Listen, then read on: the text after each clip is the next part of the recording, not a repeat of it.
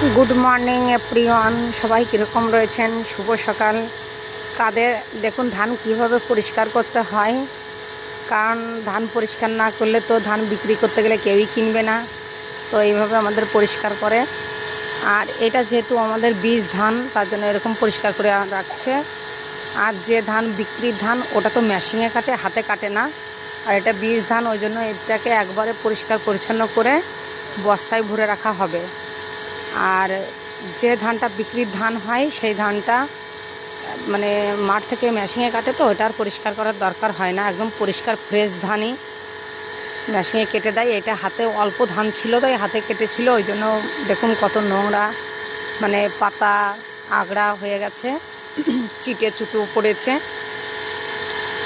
আর যে ধানটা মেশিনে কাটে, ওইটার ওই পাতা চিটে আগড়া থাকে না, সব একদম ফ্রেশ হয়ে যায়।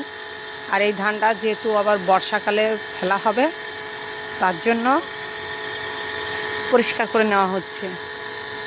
তো আপনারা কিভাবে পরিষ্কার করেন জানি না, তা আমরা এইভাবেই পরিষ্কার করে রাখি। দেখুন কত সুন্দর পরিষ্কার হচ্ছে।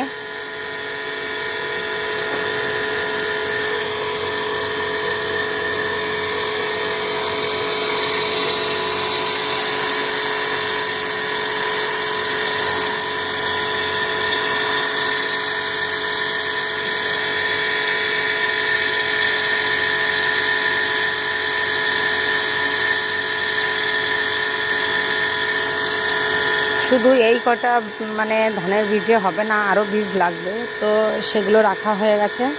তো সবাই ভালো থাকবেন, সুস্থ থাকবেন। আর ভিডিওটা কীরকম লাগলো অতি অবশ্যই কিন্তু কমেন্টে জানিয়ে যাবেন। তো বাই।